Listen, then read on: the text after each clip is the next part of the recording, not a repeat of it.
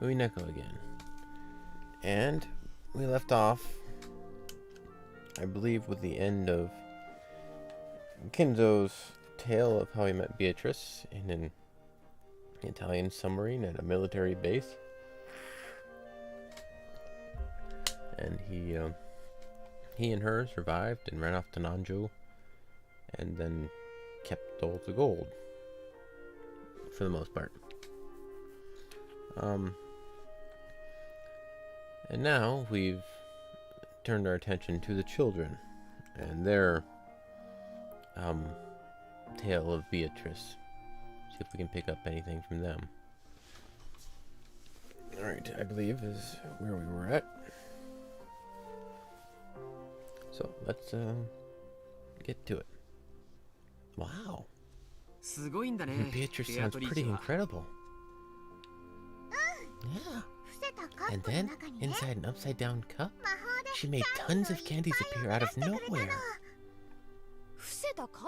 Inside the overturned cup? Amazing. Sounds like magic to me.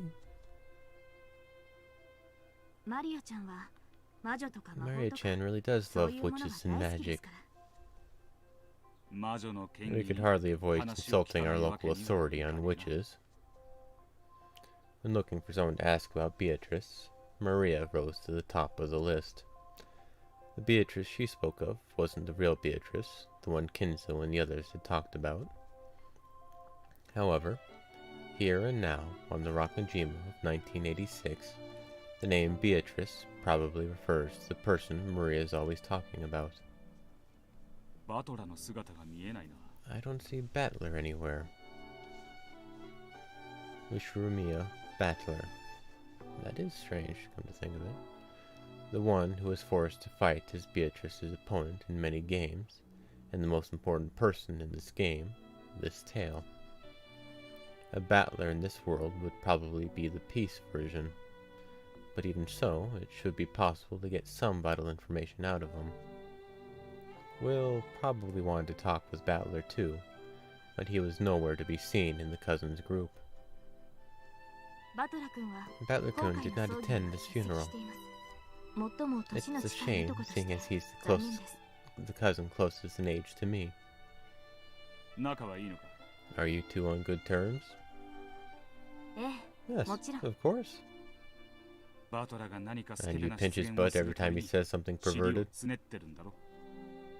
Oh, how did you know? Did your detective instincts tell you that? Poor guy. Berncastle said that everything we needed was gathered here. Since Battler isn't here, that probably means it's possible to find out everything without asking for his side of the story. Or maybe she's intentionally hiding the core elements and making us take the long way around, as part of some fickle witch's game. Since he isn't here, that probably means there's no need to hear his story for the time being. Let's talk to Maria and the others. I won't say anything perverted, so keep your hands off my ass. And why not try choosing your words a bit more carefully? With a roguish smile, Lion pinched the air, index finger against middle. Ah, it's our successor, Sama. Are you done babysitting the old geezer?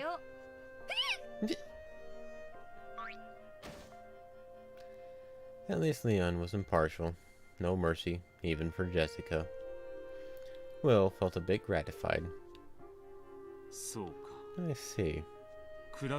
Since you're the successor and Krause's child, then Jessica is your little sister. He was so used to Jessica being an only child that, though the scuffle between the two looked perfectly natural, something didn't feel quite right about it. Jessica, can't you talk a bit more like a little sister's supposed to? And while we're at it, why not try talking more like a girl your age? How many times do I have to tell you to stop calling me Successor-sama? Shut up. I'll live the way I want to. I'd suffocate if I had to act all refined like you, Successor-sama.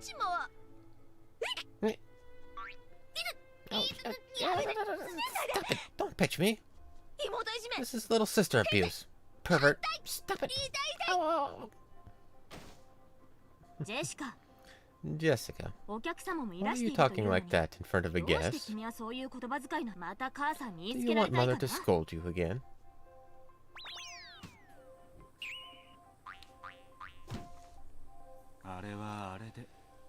Looks like those two are close, in their own special way. Well, Leon is an excellent person to be a successor, without any faults. Any faults at all, huh? I guess I understand how Jessica-chan feels. Leon might be a bit too perfect sometimes. She gets compared to Leon no matter what she does. And that made her rebel? If Jessica-chan had been born an only child, I'm sure she would become a composed, quiet young lady. That's an interesting thought. Don't worry. That wouldn't be enough to change her personality. Oh. Thank you for the host. George and Hee-chan, who is this person? This is the first time we've met, right? But you seem to know a lot about our family. I'm George, and this here is Maria. Pleased to meet you. Call me Will. I'm investigating Beatrice. Please tell me what you know. Beatrice? Oh! See? Beatrice exists! Oh! Though Maria had looked hostile towards this unfamiliar man, as soon as she heard the name of the witch she loved pass his lips, her eyes began to sparkle. Hey, Maria-chan, you've got to greet our guests properly. Hello? My name is Ushimiya Maria. Oh, I'm glad to meet someone who knows Beatrice. Handshake! Oh. Maria suddenly stuck out her small hand, and Will reached out for it reflexively. Oh. As soon as he did, he felt a bright light seeping out from the gap between their hands. The theater-going power that Burncastle had given him had affected Maria. Beatrice is the Witch of Rakanjima. She plays with me every time I come here. She's my best friend and a fellow member of Maria Sorcier. Oh.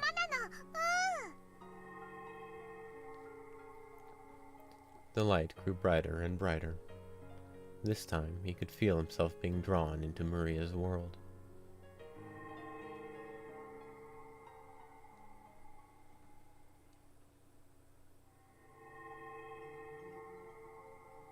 I'm Ushimiya Maria. Mine mama is Rosa. My papa... I don't have a papa. I think I remember Mama showing me a picture long ago and saying, "This is your papa." It was a picture of a man with a dark suntan on a beach wearing a swimsuit. Later on, when I learned what papa meant, I asked Mama to show me that picture again, but she said it didn't exist. But it had to have existed. When I drew a picture of it and showed it to Mama, she got really mad and said it didn't exist, or that if it did, she had already thrown it away. Ever since then, she kept saying that I didn't have a papa. Did you know? People say you need a papa and a mama to have a baby, but that's a lie. Virgin birth, is it? Behold, a virgin shall be with child, and shall bring forth a son, and they shall call his name Emmanuel. If I was a boy, that might have been my name. Book of Matthew, chapter 1, verse 20. No, verse 23. Verse 20 is, "But while he thought on these things, behold, the angel of the Lord appeared unto him in a dream, saying, Joseph, thou son of David, fear not to take unto thee Mary thy wife, For that which is conceived in her is of the Holy Ghost. So your father is the Holy Ghost. Everyone said that everyone has a papa. They said it was strange to not have a papa, that I was a weird, pitiful child. But when I asked Mama, she said I didn't have a papa, that he didn't exist. She got mad and hit me even though all I did was ask.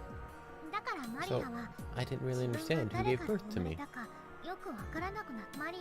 I was an immature and misplaced creature, not a proper human. I realized I was a strange, pitiful girl, different from everyone else. It doesn't matter who your parents are or what other people say. You are who you are. It must have been hard to teach that to a young, immature kid. My kindergarten teacher might have said that to me when I cried after being bullied. But even those words of encouragement couldn't fill the blank space.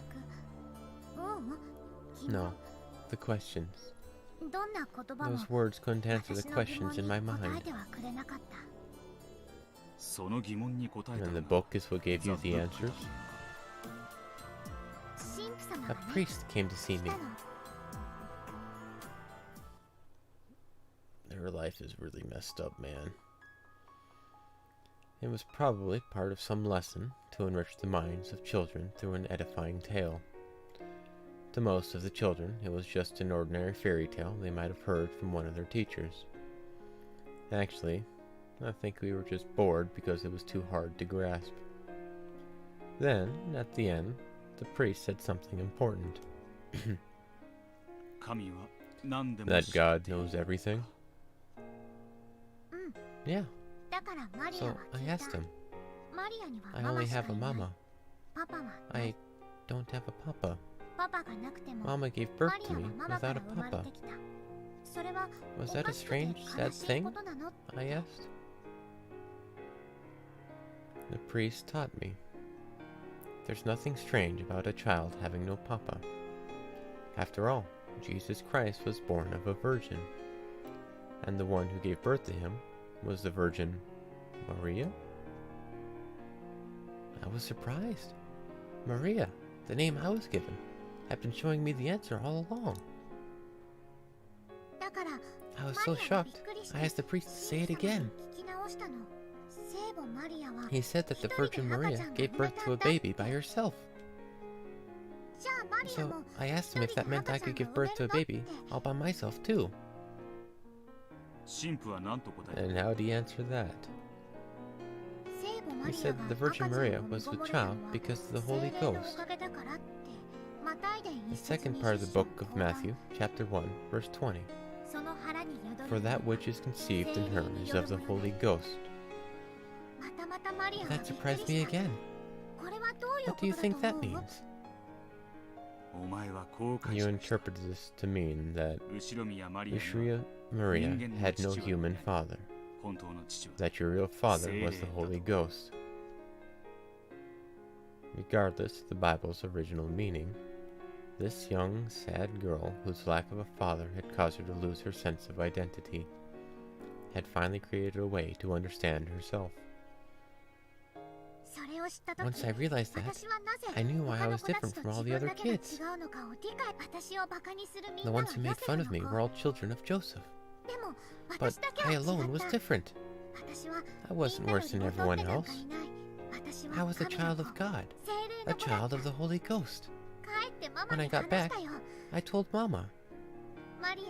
I had no papa. Mama gave birth to me thanks to the power of God. It was probably painful for Rosa when Maria asked about her father. Why did Maria have no papa when everyone else had a papa and a mama? Every time she was asked this, Rosa flew into a rage and changed the subject. Then, for some reason and all on her own, Maria had found an answer that satisfied her.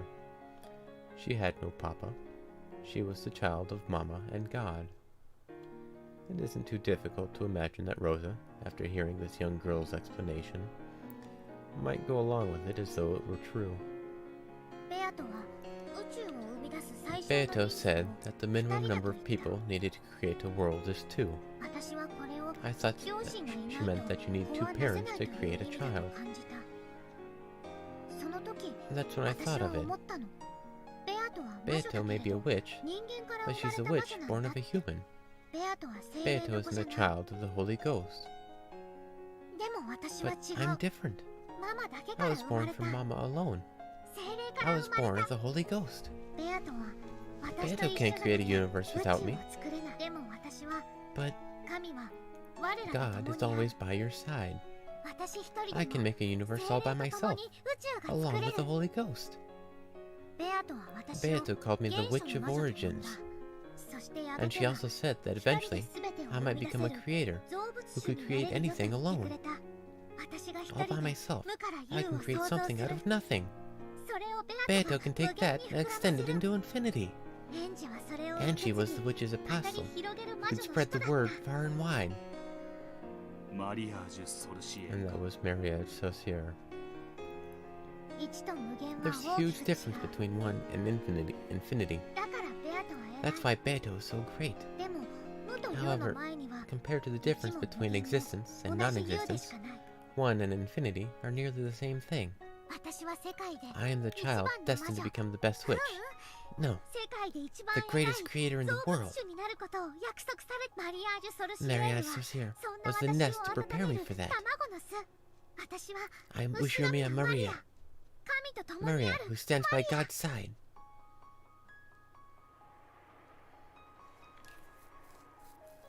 If we liken Maria's sense of identity to a universe, then this endless stream of words coming from her might be like the Big Bang. She spent so long tormented over how to interpret her lack of a father. Then, by chance, she saw a line in the Bible that looked like it secretly referred to her, and she finally formed an understanding for herself. The sad girl who had hated herself for being different from all of her classmates finally found a meaning for her existence. At that moment, Maria's universe, which had once been nothingness, was born as a clump of ultra-hot, ultra-high-pressured energy. Then, later on, she went to Rakanjima, met the Endless Witch, who called herself Beatrice, and the clump of energy exploded in a big bang, giving birth to their magical compendium. That was the universe known as Mariage Sorcière.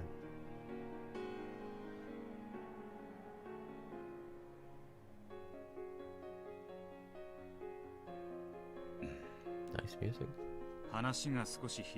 We're jumping about a bit too fast. Let's take things one at a time. Sure. Where do you want to start? After you decided that you were the child of the Holy Ghost, it's easy to imagine that you gradually became more and more interested in the occult. And then what? Once you reached that state, where did you meet Beatrice? And how did the two of you interact? It really did happen all of a sudden, one day. I wanted to meet the witch called Beatrice, who lived on Rakanjima. I wanted to meet her as a fellow witch.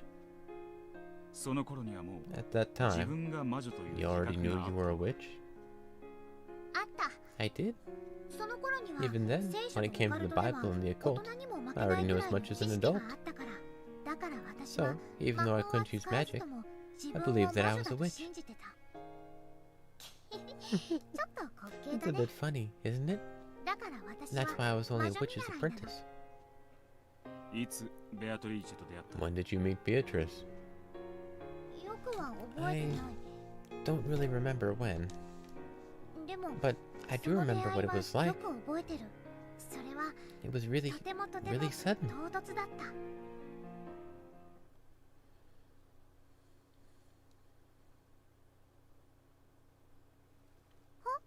Huh? So, you are Ushiromia Maria, I presume. It was so very sudden. I was drinking some milk tea all alone in the rose garden arbor. Mama said she had to talk about something important with Uncle Kraus, so she told me to go outside and play. Suddenly, She was sitting right there. I didn't know anyone who spoke that way. I quickly realized that she was someone I didn't know at all. Who are you? You're the one who wanted us to meet. Here I am, welcoming the witch who came to visit my island. And yet you ask my name.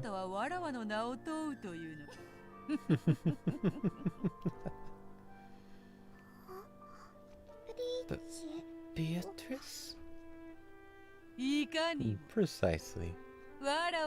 I am Beatrice. I have to admit, Beatrice! Welcome. I do have to point this out. Anytime Beatrice meets an actual person and not meta world stuff, it's always the person who says her name and says, "You're Beatrice." Beatrice never introduces herself. That's odd. I don't quite know what it means, but I've noticed it. But anyway. Yeah, that is pretty sudden.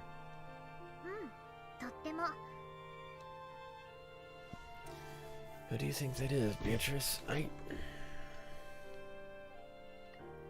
can't tell. The only thing that kind of makes sense now is Maria's crazy. Or seeing things. But I don't know. It is. And Maria is definitely the one of the most, I don't know the quite word, special. She is different. Her viewpoint, her role is very odd compared to everybody else in the story. I don't quite know what it is. Alright. I haven't read any of it, so again, no spoilers. I'll try and figure it out. Feel free to toss hints, though. But, I don't know. I'm still figuring it out. Yep, really sudden. There are witches and spirits right next to us all the time. They just choose not to show themselves. And when they do show themselves, it's always sudden, as though they've been there the whole time. That's what I learned that day. And then, you and Beatrice became friends? Yeah. She stayed and chatted with me the whole time, until Mama was done with her work. We talked about magic and witches, and about how I was the child of the Holy Ghost. And what was your impression of Beatrice then?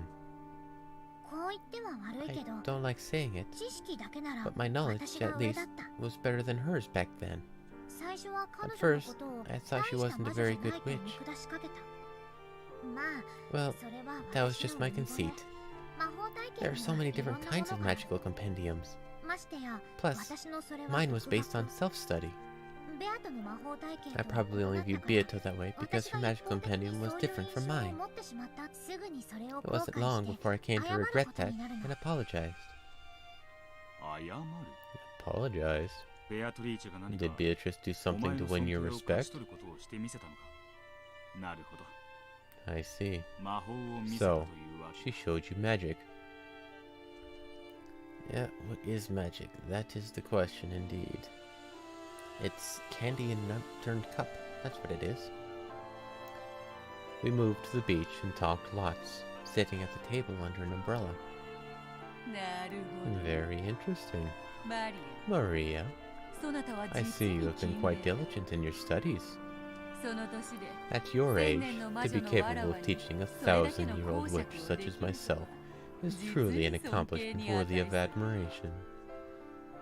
So, what sort of magic can you use? Magic? If you call yourself a witch, you must be able to show me some sort of magic, correct? I was stunned for a second. Of course, it should have been obvious. I was a child of the Holy Ghost, and since I'd studied so much of the occult, I was also a witch, not a human. Until that day, I had been so sure of both of those things. So, when I was asked what sort of magic I could use, it left me in a daze.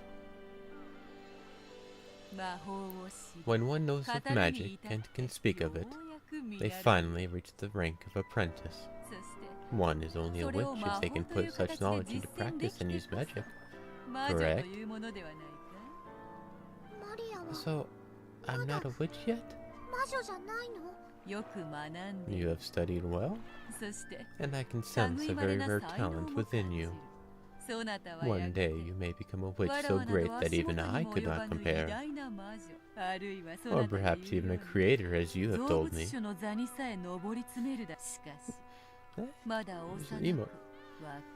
However, you are still young and immature. You are... yes, you are an apprentice. A witch apprentice, you might call it. So, does that mean you can use magic, Beato? Of course. I could not call myself a witch otherwise. Incredible. Show me. I want to see your magic. Until this day, Maria had never doubted the magic-themed idea that she was the child of the Holy Ghost. However, no one had ever proven to her that occult phenomena actually existed. Maria could create a universe all by herself. However, she wanted to share it with a second person, so that she could believe in it even more strongly. Once, I could have drawn a rainbow in the sky, transformed it into 7 colors of candy, and eaten them at my leisure. However, my power has weakened so much that I cannot even preserve my form to my satisfaction. You told me about that. You can't use your full power because of the shrine. It will take quite some time before my power returns. At this moment, I cannot turn rainbows to candy. However, perhaps I can show you a bit of that power with some simpler magic. I want to see. I want to see your magic. Very well. However, I must ask for your assistance. As I have already told you, no matter how pure your soul might be, all humans are tainted and filled with the toxin that resists magic. Yeah, I remember. You told me about the anti-magic toxin. It wasn't in any of the books I've read. You must really be incredible to know so much. Beatrice lifted up an empty teacup, then turned it around in front of Maria to show that there weren't any tricks or strings. Right. The magic to make candy appear inside an overturned cup. How did you know? You're incredible, Will. You even know about witch magic. Sure. It's the most basic sort of witch magic, after all. It's just a normal cup, without any tricks in it. I wanted to see. I wanted to see true magic. Yeah. There was a thing Maria desired. To strengthen her belief that there was an occult side to her, she wanted to see the occult outside herself as well. That's why she agreed to help Beatrice with her magic. She didn't want her own toxin to ruin her chances of learning the miracles of magic. Good. Then, try looking inside that cup. Huh? There's candy! There's candy! As a gift to mark my meeting with a new witch, and as a sign of our friendship, I offer this to you. This was a true miracle of magic. For the first time, I felt shame and embarrassment at my conceit. I could feel that sense of omnipotence disappear. The idea that I was the child of the Holy Ghost and the most important and special person in the world. Instead of a child of the Holy Ghost who can't actually do anything, I'd rather be a witch who can use magic. Ushimia Maria wants to become a witch, starting off as a witch apprentice. I was already fascinated by Beato. I want to become a real witch too. I want to be your disciple. How modest. You already have an abundance of talent and diligence. Also, though it may have been different when I was at my full power, I cannot take on a disciple in my current state. So, I can't become a witch's disciple? Correct. You cannot become my disciple. However, you can become my friend. Really?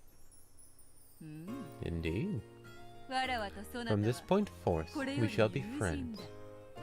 Let us continue to discuss the deep and profound world of witches. Oh, thank you, Beato. Can I eat this candy?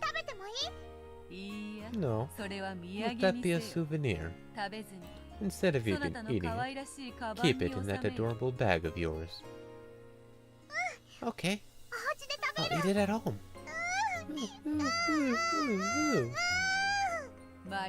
Maria, that candy was brought into being by magic. Therefore, it is fragile. If you deny my existence to that toxin of yours, it will melt and fade away. No, I don't want Beato's precious magic to disappear. Then be sure that you do not forget your meeting with me. As long as you keep a little promise with me, I shall be here to greet you when you return to this island. Oh, I'll keep it. What's the promise? Well, to start, when you get home, wash your hands. Then, rinse out your mouth. You must not complain about this, for it is an important part of a witch apprentice's training. I'll do it. Every day when I come home, I wash my hands. I'll rinse out my mouth. If I do that, will I see you again? I promise it. If you keep your end of the promise, your body will be cleansed, and I will regain even more of my magical power. If that happens, I'll show you even more incredible magic the next time you come. I'll keep my promise, no matter what. I'll do it. I'll become your friend and a witch apprentice. Your resolve is heartening, Ushimiya Maria. I hope you will grow to become a full witch, and my close friend soon.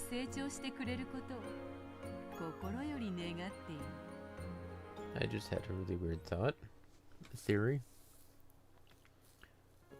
Beatrice is Rosa. I think that was the first time I met Beatrice. And was that candy still there when you got home? Yeah. But I doubted a little, so it was all melty. I regretted almost doubting her. If I doubted her more, the candy would have disappeared completely. I almost lost the proof of the magical miracle that had happened before my eyes. A piece of candy melted? I think it was more of a caramel than a normal candy. It was all lumpy, just starting to melt. About what time of the year did this happen? I'm not too sure. But I remember that the milk tea had ice in it. Why does that matter? Never mind. Did you tell Rose about your meeting with Beatrice? Yeah. I told everyone about it at dinner that day. Uncle Kraus laughed at me. Then Mama, who was sitting next to me, got mad and told me to stop talking about it. Oh. Next to you? By your family's ranking system, your seat shouldn't be next to Rosa's. It wasn't a family conference. It was when just Mama and I came to visit. So, there's only Uncle Kraus's family, Mama, and me. There were fewer people, so we didn't sit in the same spots as a family conference. And Rosa was sitting in the seat next to you? Yeah. Why does that matter? It doesn't. Have you ever met with Beatrice outside of Rokkenjima? No. After all, Beato's body is fragile, so she can't go wherever she wants. I said I wouldn't mind letting her possess me, but she said she couldn't, because she couldn't leave the island. And after that, you met with her every time you came to Rokkenjima. Yeah. We became really good friends. The more I talked to Beato, the more I realized what an amazing witch she was. She showed me wonderful magic every time I saw her. Then, she told me about a magical compendium that was different from mine. We both talked together about the mysteries of magic.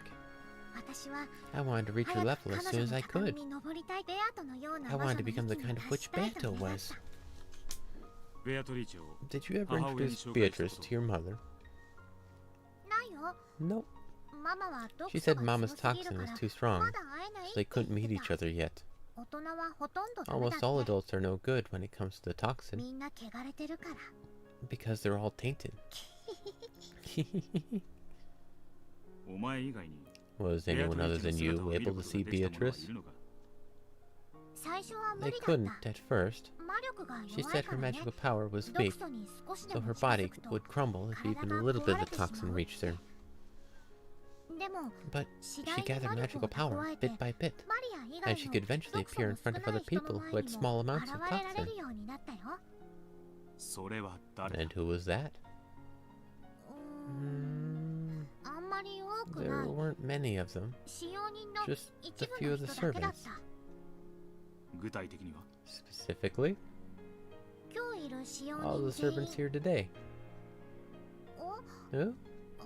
But not Kora-san, I think. So, there were 4 of them. Genji, Shannon, Kanon, and Kumasawa. And Dr. Nanjo, too. Apparently, they would sometimes come to visit Maria and Beatrice's witch tea parties. Of course, they'd only come by for minor things like bringing some more tea. However, they were certainly aware of Beatrice and even talked with her.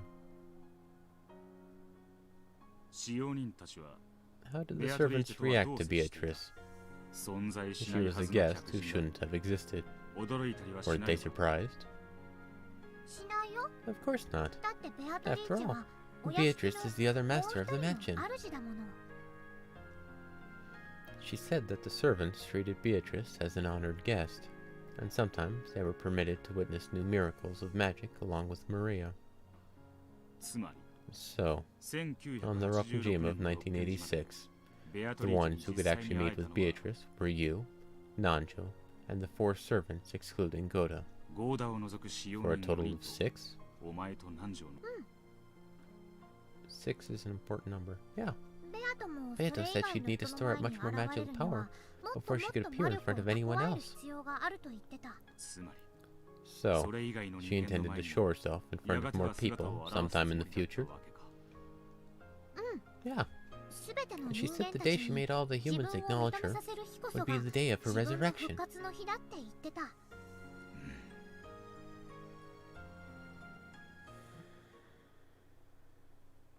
This is a very odd tale. Maria, the servants, and Nanjo had acknowledged her. She had probably appeared before new humans, one by one, starting with those whose anti-magic toxin was weakest. Beatrice's game was to increase the number of humans who could recognize her, until she could make everyone on the island acknowledge her. No, but it's just... this tale is... odd.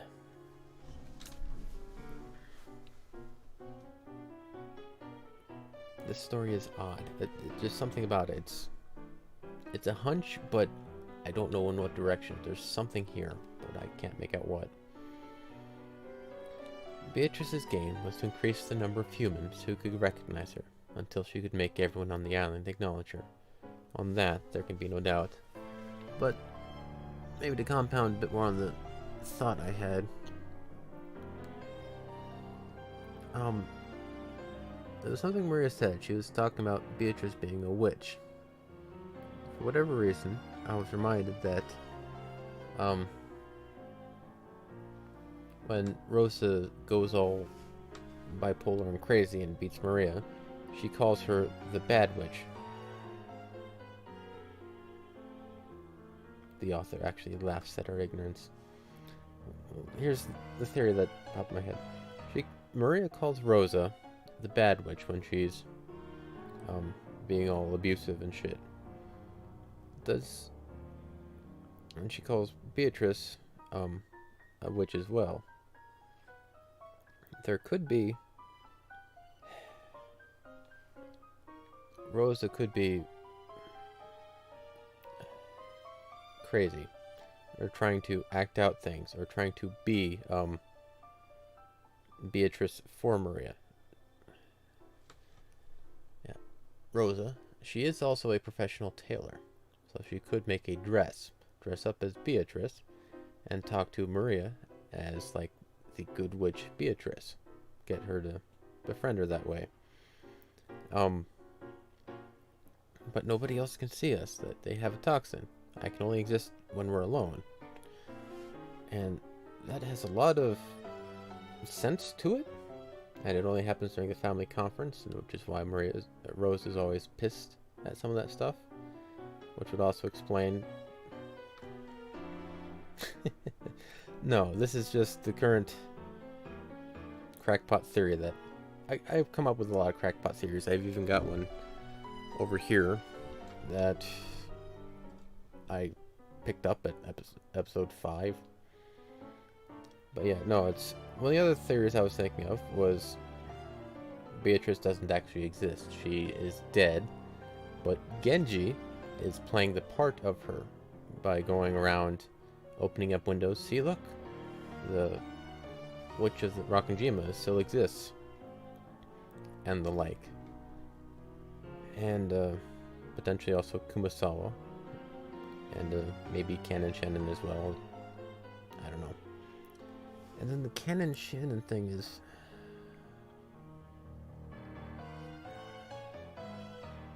This music doesn't really help with thinking.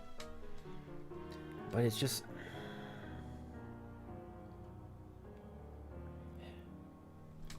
I get a lot of vibes about people being other people. Like earlier in this one here, Will was trying to force Shannon to go get Canon as well, and they would all talk together, but she was straight up refusing, to the point of, this is a really bad idea, you shouldn't be doing this. First thought I had for there was, they're the same person, but my memory isn't... There's too much for me to remember, and I can't recall a time when the we're both together in a room with other people. It's just... It's weird. It's like I keep saying, there's something odd. I don't know what, but there's something odd. So we'll continue. Of that, there can be no doubt. Something is very odd. In that case, the last person Beatrice needed to appear in front of would be Battler, the one said to have the strongest anti-magical power. Does this mean Beatrice thought Battler would be the hardest to convince? It seems true that Battler was one of Beatrice's goals. However, if we go with that chessboard thinking Battler loves so much, Beatrice is trying to make people acknowledge her existence.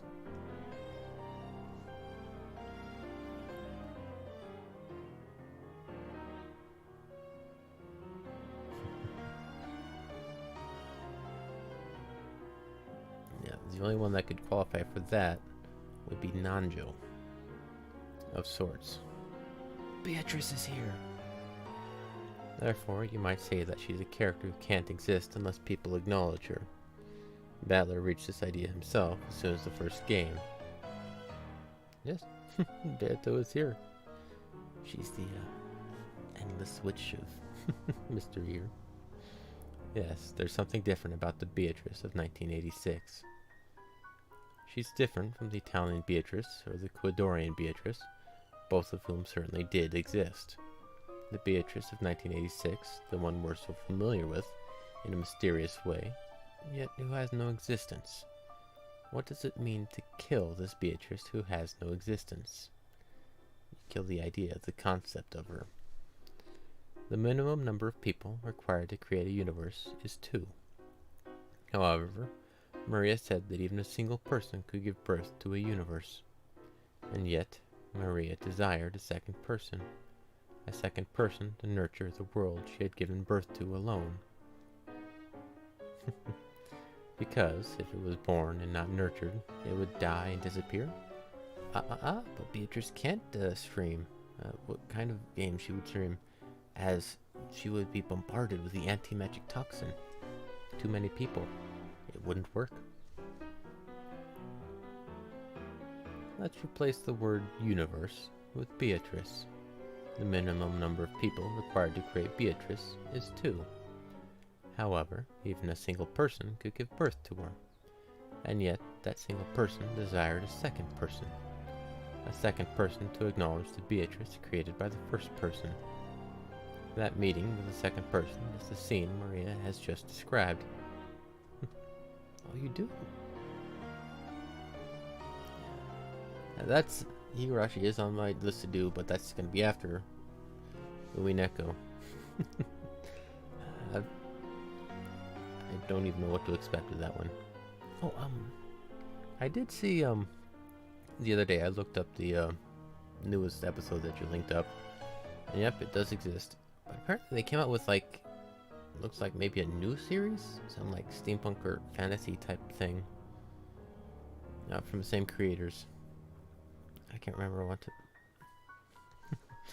I'm working at it, guys. I'm kind of going as fast as I can without going crazy. From what I find, kind of, from what I know, which is like very little, it's kind of a prequel. I don't know.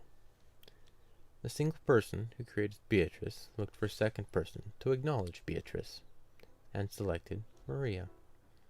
We don't need Frodo Erica's heartless reasoning to know that the teacup magic was a sleight of hand.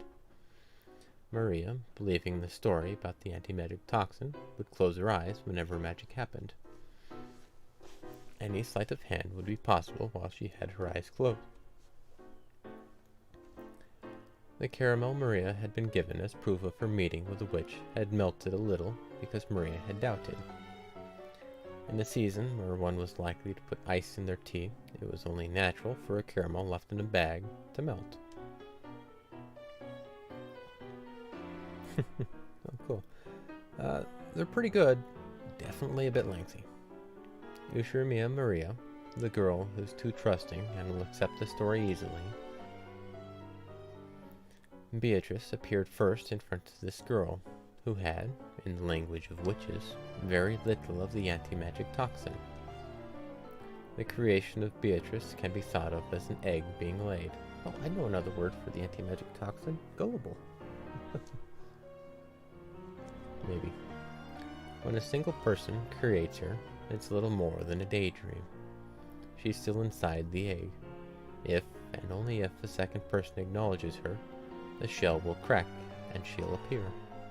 She'll only appear if a second person comes to warm the egg. When Maria acknowledged Beatrice, she finally hatched, and the chick was born. And this is definitely weird music. In that case, Mariette Saucier, which nurtured Beatrice and her magical companion, was like a nest. This is Beatrice, a woman with a dignified presence, who calls herself the Witch of Rakanjima, and who claims to have lived 1,000 years. That sounds less like the chick Beato, who appeared in the previous game, and more like Beato the Elder. So, did the meeting Maria had just recounted mark the birth of Beato the Elder? The egg itself had already been created by the first person. Between then and the meeting with Maria, it matured immensely inside its shell into a character, with a dignified presence of 1,000 years. Then, when Maria acknowledged it, it hatched, and the Witch of Rakanjima finally gained a form. Perhaps, That moment marks the birth of the Beatrice of 1986. The younger chick Beato was born out of love for Battler. Since that birth hasn't yet occurred at this point in time, the birth of Beato the Elder and the existence of Beatrice at this moment must have nothing to do with Battler. Are you enjoying this reasoning, Burncastle? If you are, let's at least have some applause from the spectators. Shit. Great. Thanks a bunch.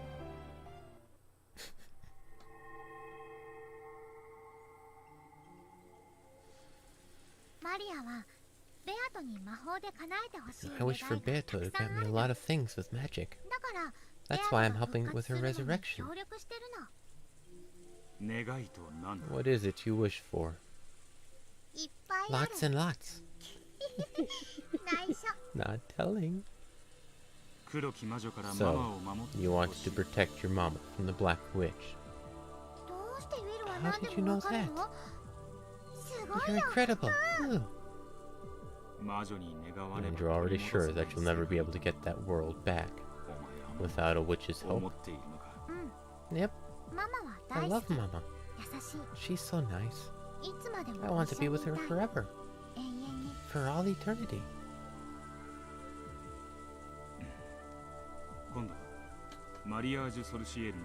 Now, I'd like to hear about Mariage Saucier.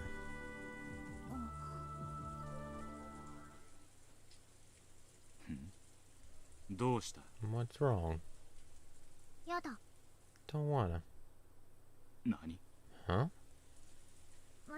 I'm thirsty, so I'm gonna get something to drink. See you later. Maria became suddenly formal, bowed her head, and left without waiting for a reply. It was a very un-Maria-like thing to do. I see. So the game master has moved the piece. Apparently, she's telling me to ask about something different. At some point, Leon had started chatting with the other family members. Jessica seemed to be getting irritated at having her butt pinched so much, and George was trying to calm her down. Jessica and George. Guess I'll hear their stories next. Compared to Maria, the anti-magic toxin is very strong in these two. At least at the beginning of the other games, they didn't acknowledge Beatrice. Maria showed me the point of view of one who believes. Now to hear from those who don't.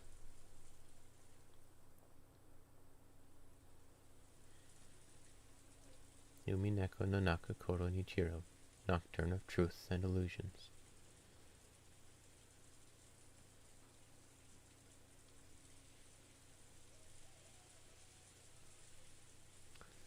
But,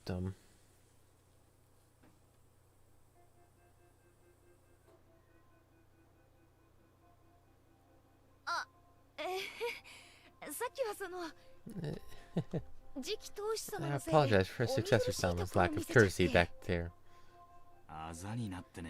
It's not gonna leave a mark, is it? Talk about merciless. Did you say something, Jessica? Of course not. I've already learned my lesson, okay? Successor Sama. Leon, who had apparently been chatting with the adult siblings, spun around with a smile and stared at Jessica. Looks like the older siblings firmly in control around here. Those are some sharp ears.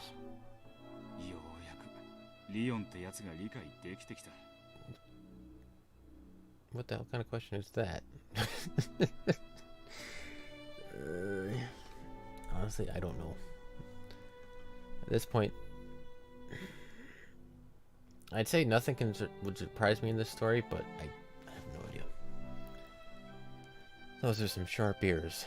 I think I'm finally getting this Leon person. Yeah. Our successor Sama's always been weirdly sharp. And the adults are always gushing about that kid. I'm always getting compared to that, both at home and at school.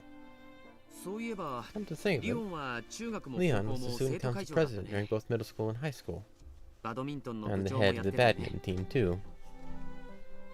I don't know.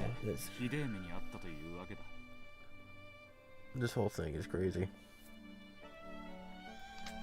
So, everywhere you go, you get compared to Leon, and it doesn't match up too well for you. I said it as soon as I got into middle school.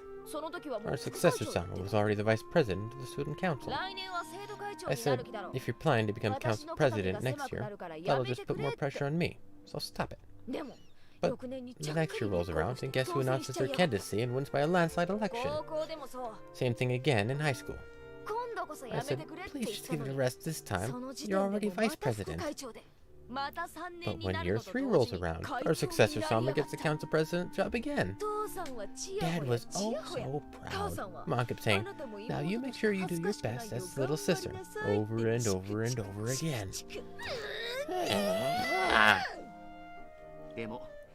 But even so, you were still proud to be Leon's little sister, weren't you? It's not like I ever thought of it that way. Yeah, of course not. Why would I? It can be tough to be compared against perfection.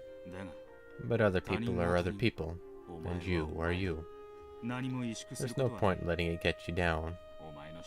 Live how you want to, with all you've got, and you'll be fine. Of course.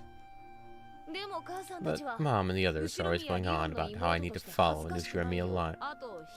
Leon's footsteps as a little sister. They keep telling me to go join the student council, to go play badminton. You don't play in a rock band, do you? What? That's a secret, okay? Apparently, she's keeping it a secret from her family. Interesting. People tend to blame things on their family and how they were raised. But this Jessica girl always likes doing the same thing, even in a different world and a different family. It's admirable that she has such a true and consistent interest in something. I loved it. That Pettan Pettan song. That Dokyun Dokyun song.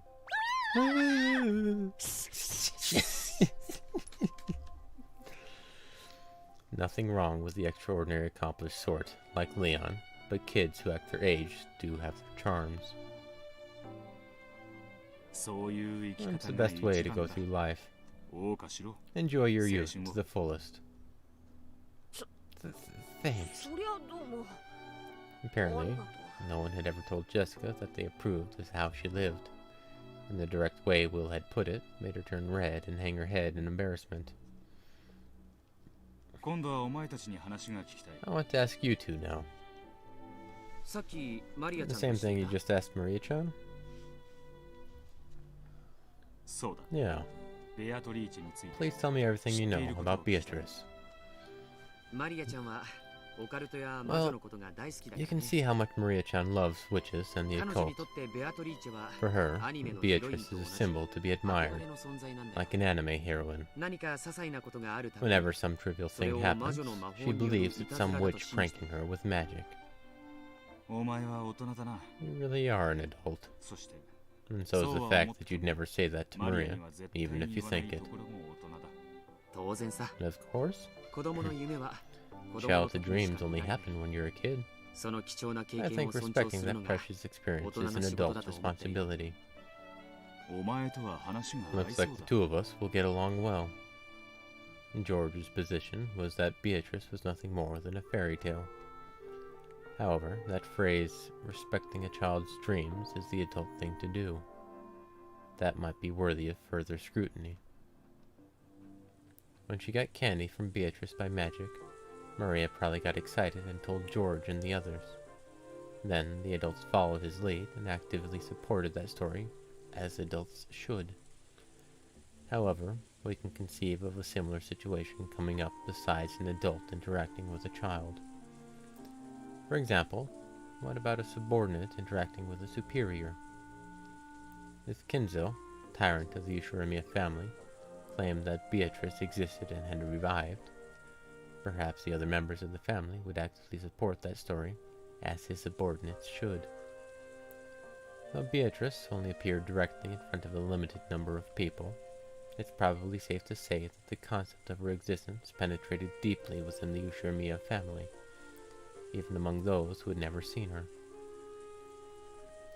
However, no matter how deeply that concept penetrated, she was only viewed as a sort of fairy tale character. It would be necessary to transform the concept of that character from an imaginary fairy tale into reality. So, a person attempting to do this would need to perform acts that no one could explain without magic. These acts were the witch incidents, starting with the window-opening pranks played by Beato the Elder, and ending with the closed-room murders. Beato the Elder talked about this, saying that the anti-magic power filling the mansion would be weakened bit by bit the more she made her existence known. Beatrice, why were you willing to go so far to make everyone beside you accept your existence? Yeah, totally, man. Add more viewers. Totally, yeah, sure. Because that fiction will become the truth if everyone acknowledges it. Because at that moment, the being called Beatrice will be acknowledged and will become human. In that case, until Beatrice is acknowledged by all people, she's less than human. She's furniture. Why would furniture want to become human? I seem to remember this being a theme in the previous game. It's because they want to gain a right. Furniture cannot blink. So, they try to become human because they want the right to blink. It's extremely simple. After all, it's directly connected to the reason Chick Beato was born in the first place. Yep. I see. I understand, but it's complicated. Yeah, you can't neglect the heart. I feel bad for saying this at Beatrice's funeral. But truth be told, I don't know enough about this person called Beatrice to tell you much about her. My apologies. Jessica-chan does live here, but she might know a little more than I do. Speaking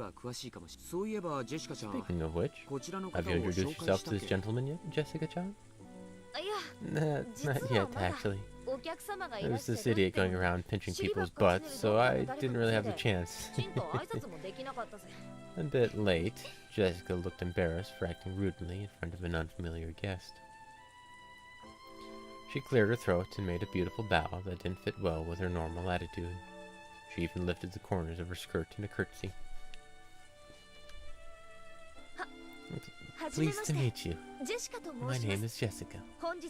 Allow me to welcome you to the Ushirmiya family on this splendid day. Please enjoy your hospitality and... Willard. Call me Will. Huh? Huh? What? Jessica's greeting had been of the old-fashioned sort, so Will also treated her like an old-fashioned lady, bending down on one knee, taking Jessica's right hand and kissing it. Not expecting her greeting to be returned in such an old-fashioned informal way, Jessica turned red and was unable to speak. However, Will had returned the greeting in what he thought was a perfectly serious way, so he didn't understand what was making Jessica's face glow. Have I done something strange? No, not at all. I want to hear what you know about Beatrice. A sparkle leaked around the edges of Will's right hand, which was grasping Jessica's hand. And there it is. I wonder how many different ways we're going to have this go on. Looks like the theater-going power is having its effect on Jessica. Didn't mean for that to happen. Oh well. Beatrice, is it? Well, I can tell you.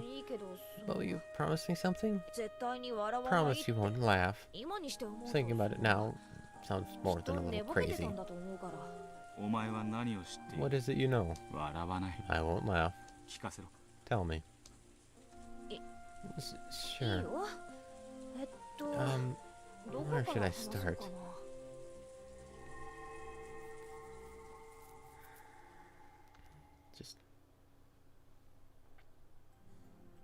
To me, the Golden Witch Beatrice is sort of like one of the 7 mysteries of the Umineko family. You've heard of those, right? Almost all schools have a set of tall tales or ghost stories that get passed down. Like, on some days the piano in the music room will start playing by itself, or the skeleton in the science room dances around at night. Everyone's heard of them. But of course, that doesn't mean they believe in them. The stories about Beatrice were the same. It was just one of those strange tales about our way too big mansion. The servants would sometimes talk about seeing things during their night patrols. Sometimes I felt a bit annoyed about them turning my home into a place for ghost stories, but I didn't pay it any more attention than that. That's how little it mattered to me. So, during my normal everyday life, I would completely forget about the name Beatrice. Of course, when that huge portrait was first hung, it definitely felt creepy. Even I tried not to meet her eyes after dark, so it's no surprise that the servants found it eerie. But that only lasted for a short while. We all walked by the portrait every day.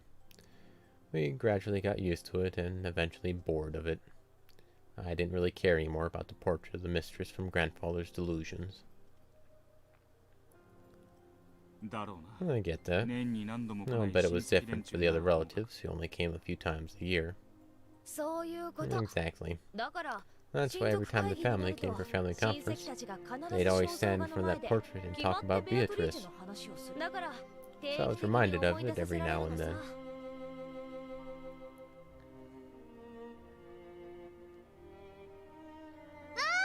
Oh, Beatrice!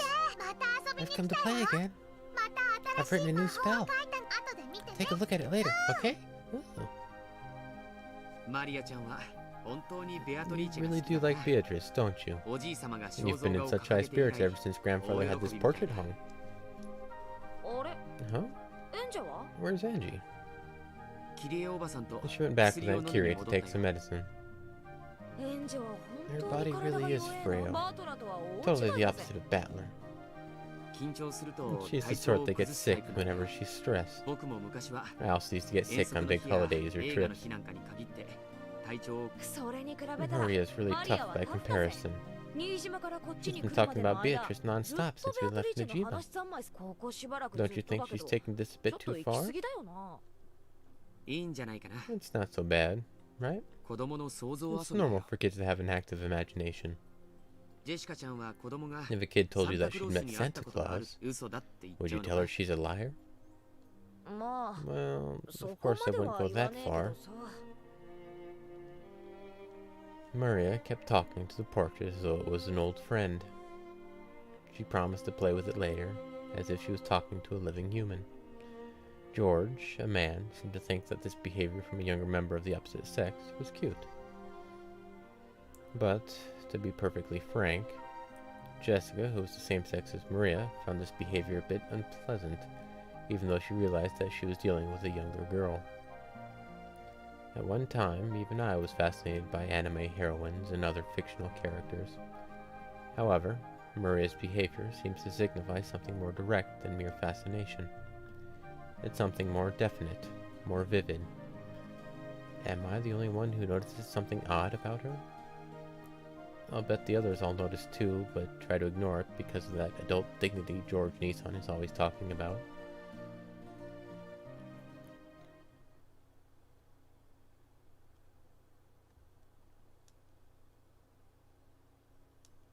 My apologies, everyone. The head is quite busy with his noble's research. He wishes to eat lunch in his study today. Until a second ago, Kinzo's children had been complaining that eating lunch with their father would give them indigestion. But now that they knew he wasn't coming, they started grumbling about how he should at least spare the time to come down during the annual family conferences. Then let's begin lunch, everyone. I, Koda, have made use of all my talent and experience to make sure that you guests who have come from so far away will be entirely satisfied with your meal. No one's stomach would fail to rumble after hearing that from the great Chef Goda. By the time the splendid dishes were laid out, everyone had stopped talking about Kinzo's absence. It was now Angie's absence that was being discussed, so I believe this is the year before 86, if I'm remembering chronology right. It was now Angie's absence that was being discussed.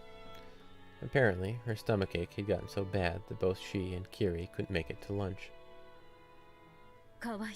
Poor thing. Goda, make sure you talk to Kiri-san later and have some porridge made. And thanks for the concern. Sorry about all this. Seems she just can't handle much stress. That's how it is with young'uns. Usually a little bit random. They're cute, at least when they're not regurgitating. That is true, though. George used to do that all the time. He really was frail, way back then. Right? Let's not talk about the past. It's not exactly a mealtime topic. Oh, poor Angie. So she won't get to eat this yummy food? Yeah, poor kid.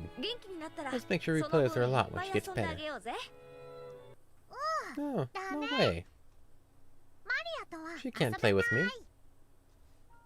What are you talking about? Why?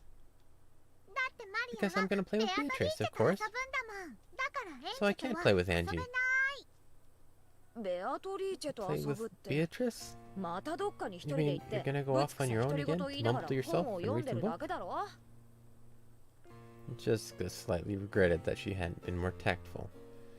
However, she couldn't wipe away that uncomfortable feeling she got every time Maria talked about Beatrice. And that feeling slipped out through her words. Oh, I don't do it on my own. Beata was there too. Maria may be young, but she does know how to read a person's tone. She immediately burst out in anger, drawing the attention of everyone in the room. Normally, Rosa would have stopped her at this point.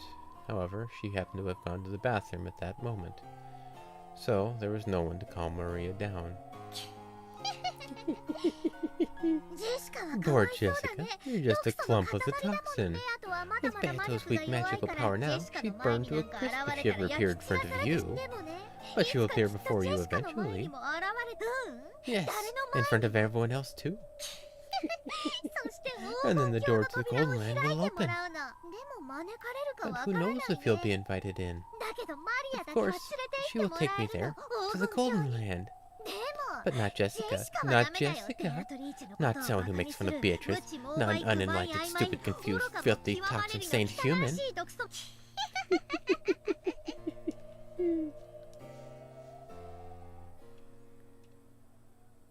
My crackpot theory seems to fit a bit better. When someone makes fun of Beatrice, it's like Maria becomes a totally different person. There was a theory about Maria having multiple personalities, wasn't there? Multiple personalities? Yeah, that probably describes it perfectly. Or maybe that was Maria's idea of an ideal personality? You mean that thing about creating another self, the way you want to be? Huh? How'd you know my motto? Don't think too hard on it. You'll just get a headache. It was something Jessica once told Canon. She had been talking about how anyone can create another self in the image of the person they want to be. I think we heard those words somewhere near the beginning of the second game. Now that I think about it, some very interesting stuff's been mentioned since very early on. But it's hard for me to keep track of it all.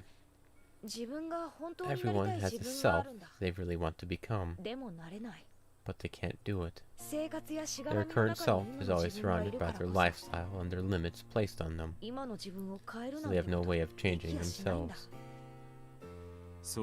True. Changing yourself means changing your environment as well. That's not easy to do. I can actually relate to this. And one of the things I found helps out for this, to be your better self, is, again, changing your environment. If you can't change your environment, Move your environment. Go somewhere else. Do something else. Change the circumstances that you're in. Yeah, it's if you're in the same position, there's a quote. Let me think of it real quick. Man, I can't remember it, but I can't remember the exact thing, but something along the lines of, you wouldn't keep eating a poisoned apple to try and get healthy. You would get rid of the poisoned apple and get an actual good apple. You change the environment, change the circumstances that you're going under. It makes a big difference in the world and how you can do things. And you're not stuck in the way you are. You're only stuck in the way you're thinking. And so changing how you think, where you are, and how you do, that's one of the things that works for you. And for me personally, what I find helps a lot is putting myself in a situation where I'm forced to change something. Like, I'll get around to do it tomorrow. I'll get it over to tonight. I'll do something else. It's on my to-do list. That should never work for me. It doesn't help. But when I put myself in a position, okay, I gotta do this. I have a requirement. I've got a deadline. I've got something I've got to do. I'm gonna sign up for this class. Now I have to go. I've paid money for it. It puts you in a position where you force yourself to do it, even if it's something you want to do. Forcing yourself to do it by putting yourself in a position that'll push you into it. That helps a great deal. Bit of a random tangent, sorry, but here we go. True, changing yourself means changing your environment as well. That's not easy to do. So, my idea was to leave who I am now alone and create another self, one that I really wanted to be. You felt suffocated, forced to live the life of a rich family's daughter, and you envisioned the self that you wanted to be. But I couldn't do anything outlandish at home, of course. Mom would just start yelling at me. So, I made my plan. At home, I'd obediently do what my parents said, but I'd also create a second self to do what I wanted. At home, you did everything your parents told you to, and outside, you did what you wanted. Change the environment where you can do what you want. That's a good way to live. You should be proud. Thanks. And, well, if there's something you really want to be, and if you really work for it, it's easier to do than you think. I figured Maria was pretty much the same. You think Maria's doing the same thing when she gets excited and starts talking and talking? Sometimes, I think that's the person Maria really wants to be. As the youngest member of the family, she's adored, but not respected. Every time she learns something, there's always someone in the family who already knows it. She doesn't get to show off her knowledge about anything. Whenever she does learn something new, we try to smile and praise her, but that might actually have hurt her. So, Maria wanted to become an authority on something. It's something that all young boys and girls think when they want to shake off their childhood. It's not a bad feeling when you learn something new and your parents praise you. But when you realize that your parents already knew that thing, it sometimes feels like they're talking down to you. When a kid learns their one-digit times tables, their parents will probably praise them. However, inconsiderate parents will sometimes ask mean questions like, then what's 11 times 11? Or what's 16 times 16? Or something similar. If that happens, the kid will lose his feeling of accomplishment and will start to feel as though he could never surpass his parents. So, it's easy to guess why Maria got interested in the occult, something no one else knew about, and started learning more and more about it. I think the person Maria wants to be is an authority on the occult who everyone respects. And if you talked about the occult during her everyday life, Rosa would hit her. So, like you, she's been hiding this other self most of the time. That's what I think she's doing at times like this. Maybe I should say that this is her real self slipping through the cracks to cover up her normal self. Actually, I've had some experience with that myself. I've thought at times that it'd be nice to become a frail, secluded lady, but pretend to cough a lot, and it sort of became a bad habit. Because everyone would be nice to you if you started having coughing fits? No. Whenever the conversation turned to something I didn't like, or something that made me feel uncomfortable, I could do that to change the subject. I see. And that's another self you wanted to become. That's actually, something also important. You can make yourself do some things by just small little habits you can build up. Change how you do. A big one I had to do for a while back, and I probably need to bring back up, is the words you use. Like, I can't, it won't, negative self-talk. If you just sit down and like remember like the thing from like the past hour, past day that you've done and said, well, I can't do that, I should be able to do that, I can't do this, he's too mad at me, and then just stop and look at how many times you actually downplay your own self. But if you make a little change like, stop, no, I can do that, I don't want to, this is possible, but I choose not to. You change the way you speak, change the way you see, and eventually that becomes a habit, and you're no longer self-depreciating yourself, and you're now encouraging yourself a bit. It's really small, it's kind of stupid, but it really does work. It does. Trust me, I've done it. I'm gonna fall back into the habit again, so I'm gonna fight my way back out now. But yeah, it's and small little habits like that cough. I know somebody who and I notice it now, and I don't think they even know it themselves, but they they have a small throat clearing thing they do, and I notice it when they get a bit annoyed or upset. They do it, and I can key on when they do it. I don't think they realize it. Just something they've, I think, developed. But habits are interesting. How we behave starts shaping what we do. I see. And that's another self you wanted to become. I'd appreciate it if you didn't tell anybody about that. Then, just what is Maria's other self? An authority on the occult who can out-argue even adults? Or else, does it have to do with her relationship with witches? Either way, denying Beatrice in front of Maria is clearly taboo. In her search for something more than her everyday life, Maria found it in Beatrice and inside herself. In that case, is going to the Golden Land with Beatrice Maria's wish?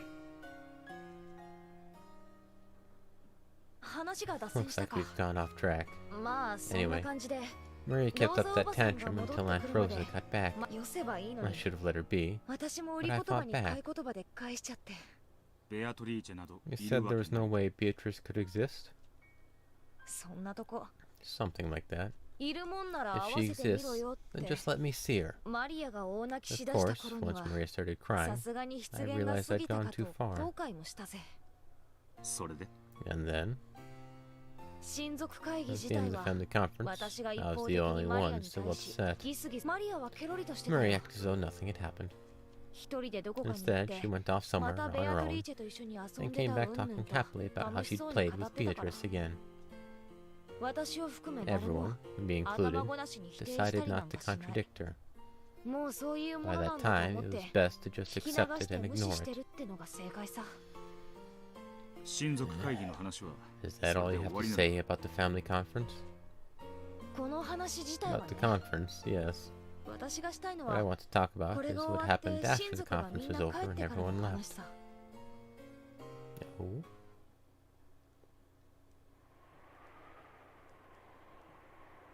Even after the conference ended, I still felt a bit uncomfortable. If Maria had just stayed mad, we would have made up with each other, and I could have put it all behind me. But since Maria got over it, it felt like I was the only one unsatisfied. Oh, my lady. Why the gloomy face? Oh, it's you. It's nothing important. Did everyone make it back okay? If they're still on schedule, they should have reached the Nijima airport by now. You've done your part well, my lady. I haven't done anything. It's you servants who've done a great job. Are you still upset by that fight you had with Maria-sama yesterday? Sorta. He's just a kid, right? It's not something you need to worry about, all grown-ups in high school. Do you think all that was just a kid's nonsense? You mean about Beatrice-sama? See, even you call her Sama. Beatrice is the name of grandfather's mistress, the person he's still infatuated with. I realize that. As a servant, Kumasawa-san can't speak of her indiscreetly. Still, that's now become the name of the fictitious witch who lives in the mansion. And it's almost natural for people to call her Sama. Beatrice is just a ghost story created by the adults to stop us from wandering into the forest. Maria just thought it was interesting one day and decided to act like it was true. If you say such things, you'll end up regretting it. After all, Beatrice-sama exists. Again, when you say stuff like that, you're just freaking me out. I may not be George Nisan, but I'm not going to go around shouting that Santa couldn't possibly exist. But that doesn't mean he actually exists. You'll find you're wrong there, my lady. Wrong? Oh, yes? The gods dwell in all things. In the same way, Beatrice-sama dwells in this mansion. Like the gods, Beatrice-sama will do you no harm if you respect her. As you say, it will be as though she doesn't exist. However, if you ever fail to show proper respect, her curse will descend upon you. Of course, this doesn't apply only to Beatrice-sama. If there's a curse, let's see it. I'd just love to meet her. My lady, you mustn't say such things.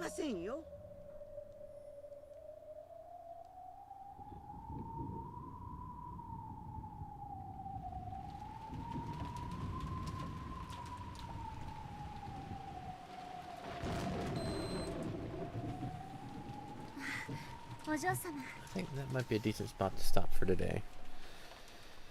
We're interesting. And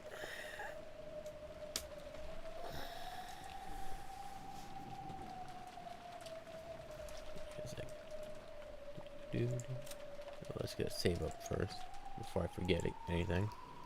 I think I did forget once, maybe during the transfer from old style to new style. Where is it? Right there.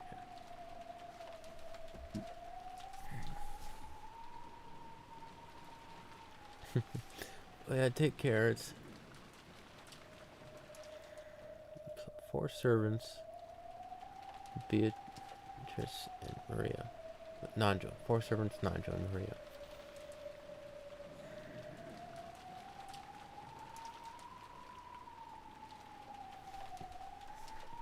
The pieces are coming together, but I'm still not sure of the shape. It's a vague idea for now. Anyway, take care, everybody. Maybe we'll solve it tomorrow. Probably not, but we'll see. Umineko tomorrow on Friday.